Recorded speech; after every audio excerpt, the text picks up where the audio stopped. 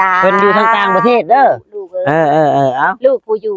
แม่ผู้อยู่ให้มีใช้ลูกให้ปลาผู้ไปให้มีสนฝนตกมาให้ได้ใช้เด้อลูกเด้อเฮ็ดตอนให้มันปลาเฮ็ดนาให้มันข้าวปั่นเบาให้มันเงินมันคำจ้า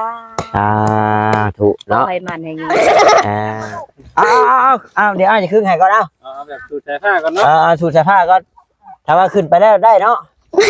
เอาจัดการเลยเด้อเอาเปิดโอ้ใช่มาดิโอ้ยังไม่ขึ้นโอ้ยเนาะโอ้ยบ่ตากันสิลืมบ่ได้ขี่แต่โดนเลยซาลาเปาเด้อซาลาเปาเด้อ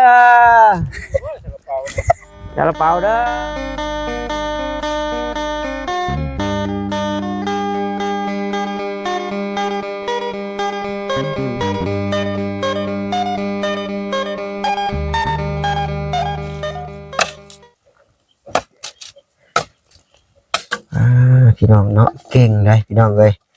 เอาสบายดีเด้อน้องล่ะโดยมาแต่โรงเรียนแหละเนาะมาแต่โรงเรียนปุ๊บกันได้เวียกรถเนาะมาแต่โรงเรียนแต่ละมื้อเฮ็ดหยังแน่เอานึ่งข้าวเกลือเป็ดเกลือไก่ตักน้ำน้ำบ่นึ่งข้าวเกลือเป็ดเกลือไก่เพิ่นว่าเนาะน้องกิ๊กแล้วก็นึ่งข้าวเกลือเป็ดเกลือไก่ฮดพักแล้วก็ตำมะฮุ่งบ่หั่นโอ้เอาเนาะว่าแล้วก็อันทอดไว้ก่อนโดนพื้นทอดไว้ก่อนหาคู่มือบ่น้องนี่โอ้เบิ่งอ้ายขอนี่ไม้ก่อนซั่นห้วยเสื้อให้มื้อนั้นตัวนี่โดยโอ้พอดีเลยเนาะเจ้าก็มีพักฮดบ่เจ้าก็มีโอ้ชวนเจ้าบ่หั่นโดยนั่งก่อนพวกมันอ้ายไปเถียงน้องสร้างพวกมันนั่นใช่น้องแรงฉันมาแต่โรงเรียนเลยบ่ฉันน้องสร้างมาบ่ทันมาพวกมันยังน้องสร้างใบไปเป็นเพิ่นเป็นไข่บ่โดยเป็นหมู่กันบ่เจ้าโดยอ้ายซื้อรถถีบไปให้น้องสร้างโอ้เจ้าบ่อยู่เนาะอยากได้บ่เจ้าอยากได้เฮ็ดได้ใช่สิได้บ่น้องสร้างเรานับแต่1 ฮอด 10เจ้านับฮอดบ่ฮอดนับเบิ่งเอา1 2 3 4 5 6 7 8 9 10เราเบิ่งสูตรเป็นบ่เจ้าบ่เป็นโดยอ่านกอไก่ฮอดฮอเฮือนได้บ่เจ้าได้ลองเบิ่งดูหั่นกอไก่ขอไข่ขอควายงองัวจะจอกจะเสือจะช้างยะยุงดอเด็กตะตาทะทุงนนกบ่แบ่บ่ปลาบ่ผึ่งบ่ผลบ่ปูบ่ไผบ่แมวยอยาลอระดาลอลิงบ่วีฮอหันฮอโอฮอเฮือนโอ้เก่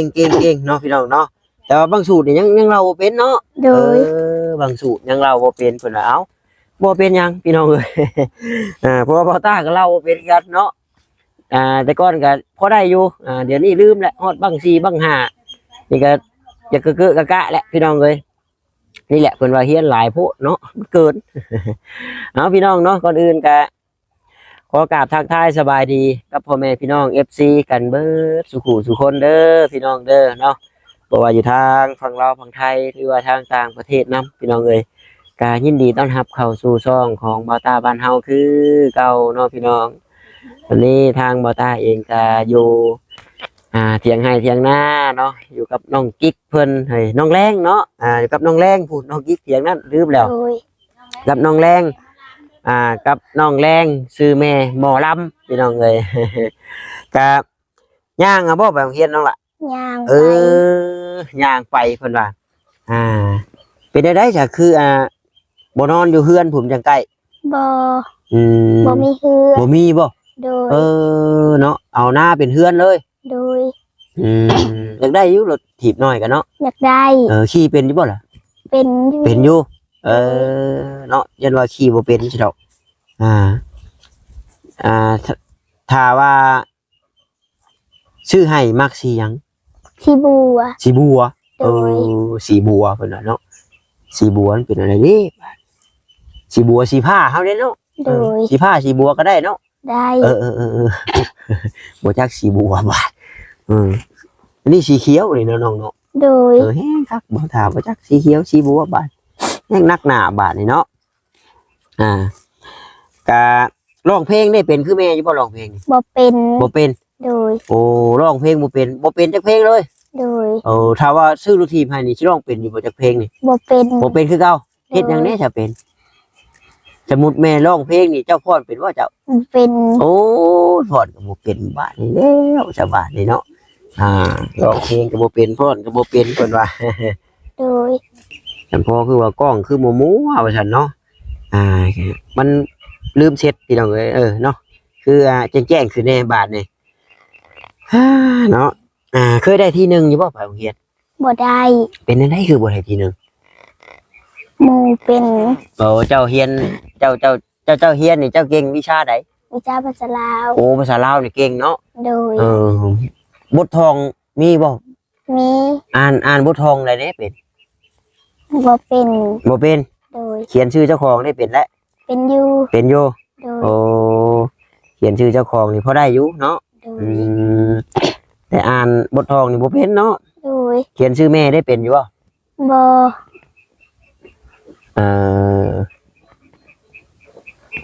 ตาคือว่าแล้วฉันจังใดก็ตั้งใจเฮียนเด้อ โดย ถ้าว่าบ่าวมีของควรให้นี่เดือนสิมาให้เอาให้ได้หมึก10ใครอยู่เฮ้ยสิเฮ็ดได้อยู่บ่ของ10 ได้ ได้เนาะได้อยู่เพิ่นว่าก็สู้ๆเนาะค่อยเป็นค่อยไปตั้งใจทำตั้งใจเฮียน โดย มาแต่ละมื้อเพิ่นก็ซอยแม่พี่น้องเนาะซอยแม่หาฟืนนึ่งข้าวหดผักซอยแม่เพิ่นว่านอนกับนอนกับแม่2คนบ่ โดย พอได้ซั่น พอไปหาตัดอ้อย โอ้พอไปตัดอ้อย โดย ค่ำแล้วเพิ่นมาบ่ โดย โอ้ไกลบ่พอไป ไกลเติบ อยู่ทางบ้านนะแพรคุณบ่ โดย โอ้ไกลเต็มอยู่น้องเนาะก็คือว่าแล้วพี่น้องเอ้ยคนเฮาเนาะดิ้นรนหาบ่หาก็บ่ได้พี่น้องเอ้ยก็บ่าวมามื้อนี้ก็ซื้อรถมาให้น้องสร้างพี่น้องเอ้ยเนาะส่วนน้องแรงเพิ่นก็อยากได้อยู่เพิ่นเฮ็ดจังได๋ดิถ้าน้องแรงสิได้เนาะอยากได้ไวๆบ่ ได้ อยากได้ไวอยู่ โดย ฟันดียังอยู่บ่เมื่อคืนนี่ บ่มี บ่มี โดย ยันว่าฟันดียังสิดอกเนาะที่ว่าโอ้ยฟันดียังสิดอกพอได้ถึกเลขพอได้ชื่อมาให้เนาะ โดย พอได้ชื่อมาต้อนสิดอกบัดคือน้องแรงนี่ยังบ่มีเอื้อยบ่มีอ้ายเนาะ โดย แต่ว่าได้ยินแม่หมอลำเว้าแล้วว่าบ่ขออนุญาตนำเจ้าเราน่ะเคยมีสองผัวบ่ โดย แม่นบ่ แมน แล้วเว้านั่นแต่ก่อนน่ะเคยมีลูก3คนบ่เราบอกแล้วนี่ไหนบ่ต้าก็จำผิดแล้ว แม่เว้ามีลูกจักคนกว่าแม่ ลูก3 คน เนาะลูก3แล้วก็ผู้บัดนี้นี่น้องกิ๊กเพิ่นนี่เป็นลูกผู้เดียวกับผู้นี้เนาะหรือยังมีอีกบ่นี่คนละแม่ น้องกิ๊กแม่หนึ่ง เอ้า น้องกิ๊กเป็นลูกแม่ โอ้น้องกิ๊กเป็นแม่ลูกเจ้าหลานใช่บ่ หลานสาว โอ้เอ้า ลูก3 4 5ก็ยังงามออกดอง โอ้ยว้าโทรได้มาใช้เนาะ โอ้ยชื่อช่องตลาด ชื่อช่องตลาดโทร จนนี้บ่จน สีนี้ได้มากอยู่บ่สีนี่ มาก มากอยู่ผู้ใดผู้ไปจอดบนเปลี่ยนผู้ไป เนาะไปเนาะชุกเอาด้วยชุกเอาด้วย เจ้าครับอีละ ชุกเอาด้วยทำขี้เป็นสิเอาให้เลยนี่ชุกเอาซะ เป็นอยู่ ยุ่งเอาก่อนไปโอ้โอ้ยคือจับ อย่าให้มันล่มนี่ของน้องสร้างเพิ่นนี่นี่ ของช่างบ่ ห้อย บ่ต้องเสือบ่ น้องสร้างน้องกิ๊กเราวงสูตรบ่เป็นน้องอันนี้น้องแรงนี่เราวงสูตรนำบ่เป็นบ่ได้เพิ่นเราวงสูตรเป็นก่อนว่า นี่มาของโบราณอีกเนาะ มายังแม่น่ะพื้มบ่แม่พื้มบ่ชักน่ะ ตำศาสตร์ตำแพ ค้ำไว้เบิ่งเป็นบ่ ตำแพ ปึ๊บ บ่ชัด ล็อกไว้บัดนี้คันนี้เนื้อทีใครยืมจะอยู่ให้แพงไว้ใช่เอง เปิด ก็ ย เจ้า คันเขาเจ้ายืมมาให้แล้วเป็นไดยันมันทักกัน บ่ เพ่ ให้ยันมาทางวันที่ เฉพาะเราจะบ่ให้นะ ของอันนี้เนาะเอาฉันเพิ่นว่ามักอยู่เพิ่นว่าสีนี่สมักแล้วก็เจ้าให้เท่านั้นแล้ว เอา เนาะ เดี๋ยวมือจะอ่านดูลูก ขอบใจ ขอบใจเพิ่นน่ะที่เป็นแล้ว โดย เป็นอยู่ ถ้ามันอ่านมันสูงก็ปรับลงเด้อ โดย ถ้าปรับบ่เป็นก็ให้พ่อน้องกิ๊กให้พ่อน้องนั่นแหละปรับให้เนาะเรามีรถไถมีหยังอยู่ พอน้องกิ๊กกลับให้ ก็ อย่านางที่ธรรมะนะลูกคลำ ก็ละ พี่น้องเอ้ยเนาะนี่ก็เป็นผู้ใหญ่เจ้าเดียวกันครับน้องช้างผู้เพิ่นซื้อรถให้น้องช้างนั่นแหละแต่ว่าไปมอบให้น้องช้างก่อนน้องกิ๊กเพิ่นบ่ทันฮู้เนาะเพิ่นแล้วโอ้ยอยากได้อยู่ว่าซั่นก็เลยเอ้าเนาะอยากได้ก็สิเอาให้ว่าคนละคัน โดย คะแนนเดือนสิมาเลยให้มันได้มัก10ได้เฮ้ยเนาะ โดย ให้ได้คะแนนหลายๆเลยได้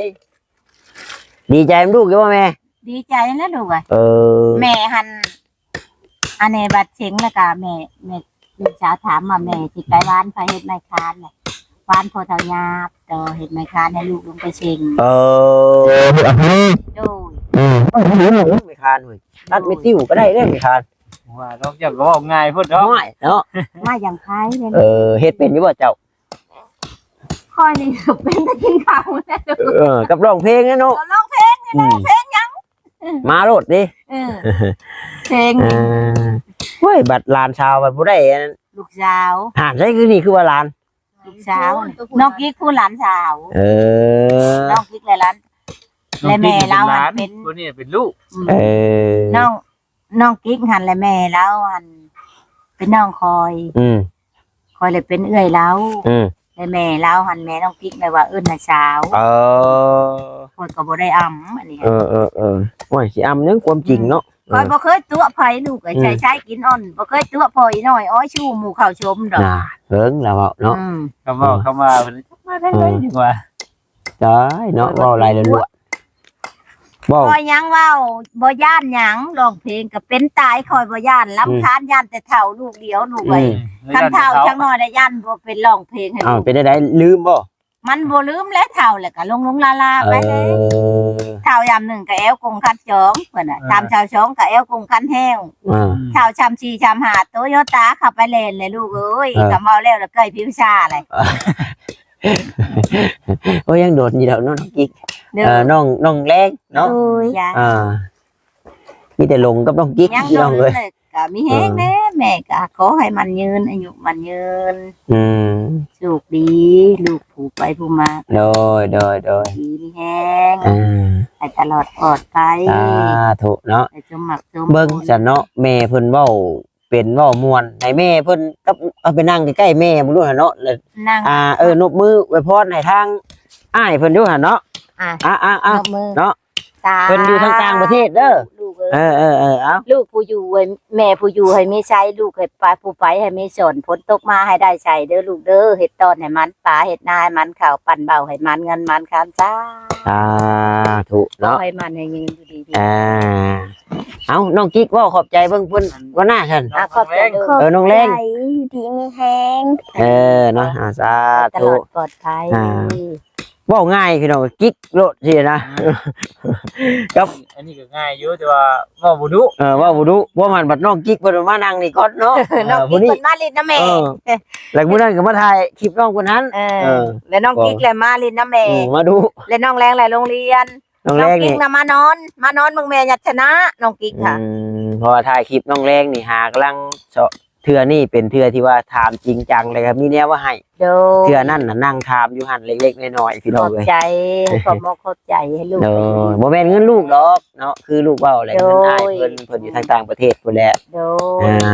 เพิ่นก็เลยเห็นน้องเพิ่นนี่ไปโรงทำเฮียนยางเอาว่าซั่น โอ้ยน้องแรงยา ก็เลยซื้อรถถีบให้แน่เนาะ โอ้ย ก็จังใดบ่เมื่อยย่างเมื่อแต่ก็ตั้งใจเฮียนเด้อ โดย แล้วก็รักษาเอาบ่ให้มันฮักมันเพง่ายเด้อเฮ้ย โดย อย่าไปยุกล้อดูเด้ ยกรอบยังมือกะยันบ่ให้หมู่จับลูกเลย ยุกล้อแห้งมุนไอ้ปุ้ยคือช่วงสายผ้านั่นเปลี่ยนแล้วบ่ใส่มัน เปลี่ยนแล้ว เออ ขี่ได้แล้ว ขี่ได้แล้วเนาะ ว่า แล้วก็เละคือเก่านะ วัยรุ่นเด้พุ่นน่ะวัยรุ่นเด้ผู้ชายเนาะกำลังคึกขนองเว้ย แล้วแล้วว่าเงินน้องชะตา แล้วขึ้นมื้อนี้แหละเนาะ โอ้ย ขึ้นมื้อนี้ ลูกก็ไปขึ้นอยู่พุ่นบ่ ยังบ่ได้ไปแม่เอ้ยเนาะก็มานี่แล้วก็ผู้ดีว่าแม่น้องมินนี่เพิ่นก็ลงขายเครื่องอยู่บุญแน่ก็สิได้มื้อเว้นแน่มื้อนี้ก็สิบ่ค่ำดอกพี่น้องเอ้ย โดย แรกๆก็ว่าสิไปเฮือนสาวดำนํแต่ว่าเบิ่ง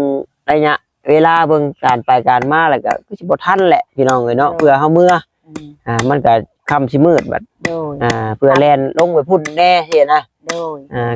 ก็มื้ออื่น น้อลูกสิคำทางควายสิท้ายทางจ้างมันสิห่างบัดทางคอยผู้ชีมือ อืม นี่แหละจังว่าเอ้าจังใด แต่ ก็ อยู่ ดี คน ใจ ทาง นำ น้ำเฮาก็ยังโทรเพื่อหาลูกเอ้ยแต่กันภาคผู้ฟ้าก็ยังขุดดินดันนั้นไปเสมอตูนแม่ตามหักไข่ลูกตามหักข้อสิยืนให้ต่อผู้ใด เนาะ ใช่อืม เนาะ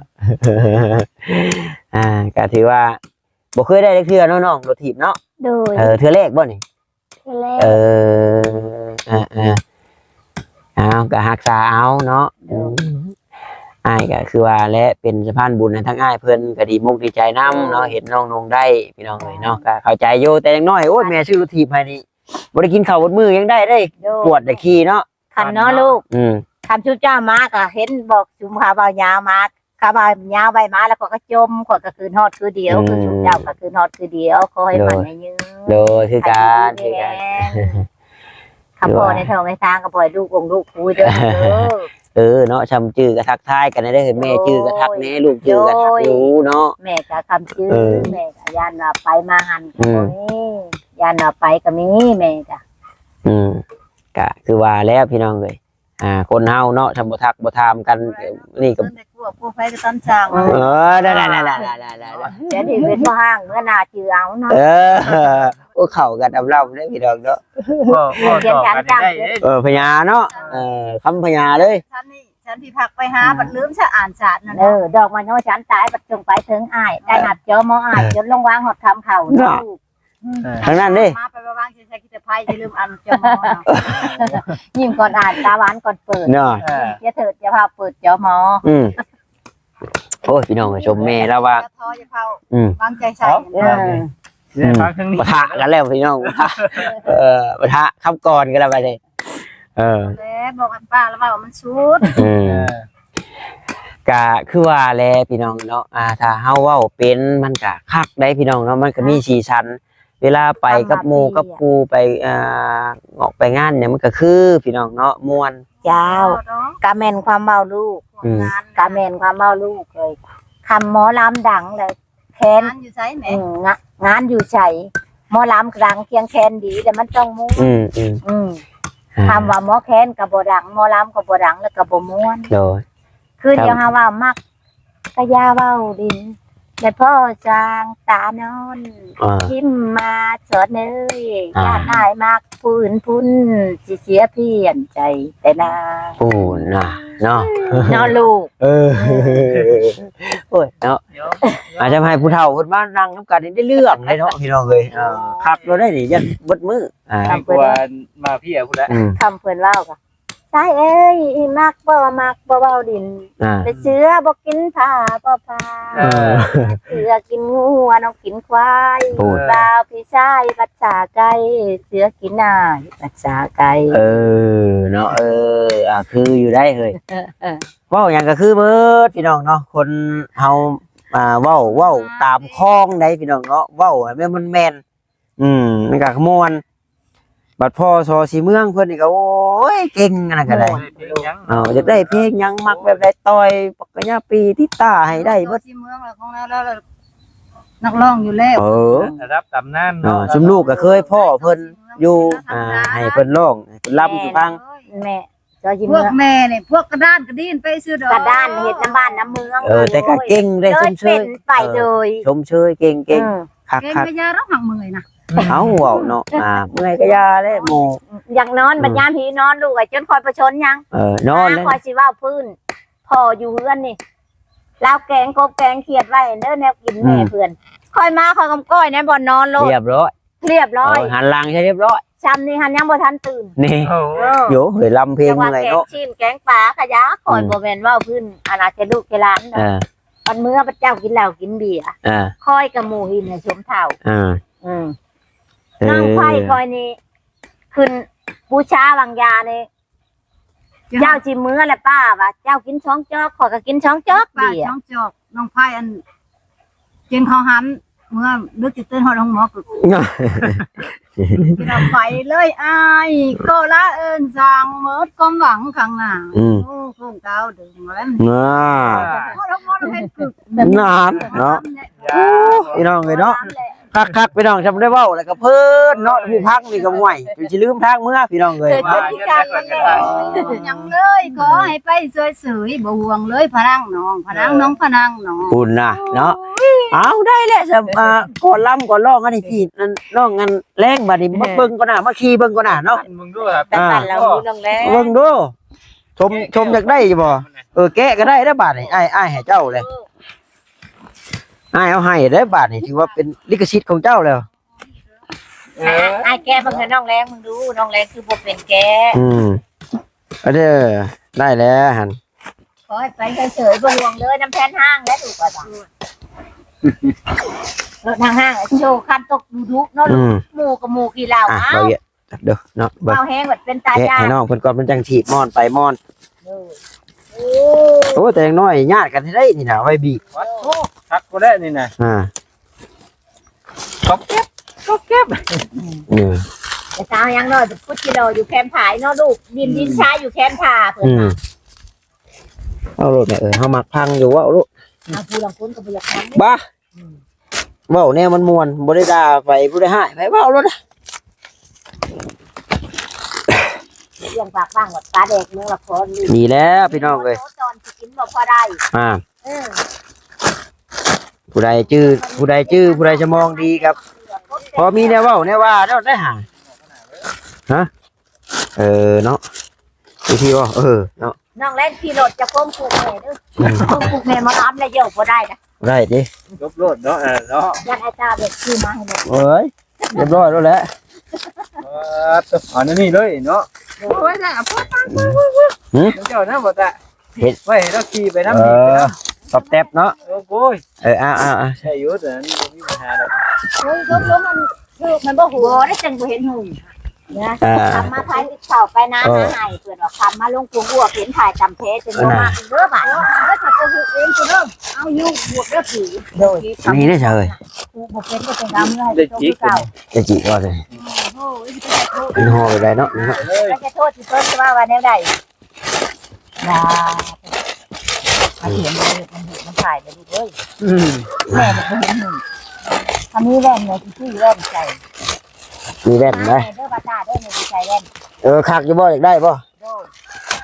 เป็นตาแจ้งไงที่ใส่ที่ถูกหายขาว ถักก็แล้ว ที่มาให้แม่ใหญ่ใจดีที่มาให้แม่แม่เห็ดน้ำหู แม่ใหญ่ใจดีกับเพิ่นเบิ่งอยู่นี่แหละเพิ่นก็เพิ่นได้ยินจะเว้าเพิ่นก็คิดใจเลยคักก็เนาะเฮ้ยเนาะ แม่ใหญ่ใจดีจ้าไปพอให้เราความเจ็บบ่ให้ได้ความไข่บ่ให้มีเด้อให้เราดีมีแรงเด้อแม่ใหญ่ เอาออกบ่นางตัวนี้ออกเนาะ ดู แต่เจ้าเฮ็ดขนาดนี้เอาออกบ่ใช่ค่ะเจ้าบ่น่าสิถามมาเลยเอาออกบ่ตัวนี้กะ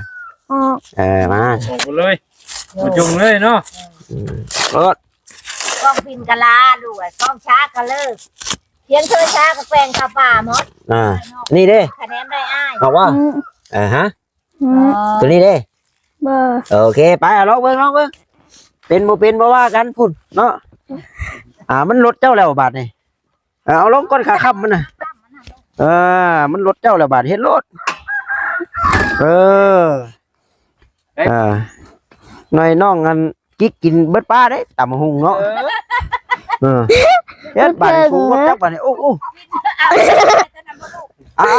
อาเดี๋ยวอ้ายจะขึ้นให้ก่อนเอา แบบสูดสายผ้ากันเนาะ สูดสายผ้าก่อนถ้าว่าขึ้นไปแล้วได้เนาะเอาจัดการเลยเด้อเอาเปิดโอ้ใช้มาดิโอ้ก็ขาไปโอ้ย น้องเล็กกินหล่นแล้วบาดนี่เอา เอาไปไหนมาดิชนแม่มารับเลยเนาะ ขึ้นเรียนมาร้านเลย โอ้ยยังขี่ไม่ได้เป็นเลยนี่ น้องเล็กยังเป็นฉาก โอ้เนาะมาจะอ้ายสิเอาช้อนไปอันหน้าน้องกิ๊กก่อนไปอันเอาลงก่อน ไปน้ำไม้ดูๆจอนไป เอาอันนี้มันลงก่อนเนาะ ดู ตีนแข็งอยู่ขึ้นได้เลย โอ้ก็เจอไปแล้ว ฮึบโอ้โหโอ้ยยังไม่ขึ้นไม่ขึ้น กอดแอวเลย โอ้ยเนาะเฮ้ยโอ้ยโอ้ยบ่ตากันสิลืมบ่ได้ขี่แต่โดนเลยเฮ้ยซาลาเปาเด้อซาลาเปาเด้อซาลาเปาเด้อซาลาเปาซาลาเปาฮึบ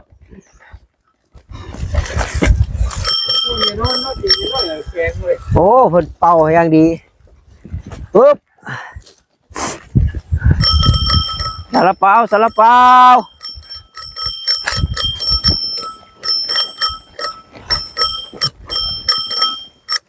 โอ้เบิดแล้วพ่อมาแก้วตามห้องงานเบิดแล้วปะจักถ่าน้องแร่ ซาลาเปาซาลาเปาชื่อชอยเนี่ยชื่อชอย เอาสบายดีพี่น้องเนาะโดยนี่กระเจอยู่บ่อันนี้อ่านลงให้น้องเพิ่นแน่ว่าซั่น เป็นหยัง มันสูง โคตรบ่ ขาสั่นโพดเพิ่นว่า คิดจะเอาใบเลื่อยตัดลงแล้ว เนาะแหน่ตัดอยู่บ่ ให้ตัด โอ้ โอ้ย ผมแบบบ่ห้ามกันเลยเนาะ คักกะหลีใช้สิพากันตำบักหุ่งบ่ บ่ ไป มีแต่ชุมเจ้านี่เฮ็ดกินแรงเนาะ เด้อตาม เอาอ้ายก็สิได้กลับป้าแล้วสำมันค่ำแล้ว โดย พุ่นแหละมื้อหน้ามื้อในพุ่นแหละจะขึ้นมาใหม่ขี่ให้เป็นเด้อเฮ้ยหัวเข่าจะแตกก็ได้ โดย มาอันอ้ายขอไม้คืนแน่อ่า แป๊บนึงนะครับ เนาะไปจะอ้ายกลับก่อนเด้อเอาสบายดีโดยขอบใจเพิ่นเลยไปแต่ทางนี้ก็ยังบ่แล้วอยู่ตักน้ำเนาะอุ้ยจุกกระจุงอยู่ไปซะพี่น้องเอ้ยค่ำแล้วเอาจังใดก็ขอบมุกขอบใจทางอ้ายเพิ่นหลายๆเด้อพี่น้องเด้อเนาะขอให้บุญค่ำบุญชูเพิ่นพี่น้องเอ้ยเนาะให้โดมกุมเงินกุมทองให้อายุมั่นขวัญยืนเนาะความเจ็บจะสุดได้ความไข่อย่าสุให้เพิ่นมีให้อยู่ดีมีแฮงเป็นเศรษฐีไปเมื่อหน้าเนาะสาธุพี่น้องเอ้ยเฮาสบายดีพี่น้องบ๊ายบาย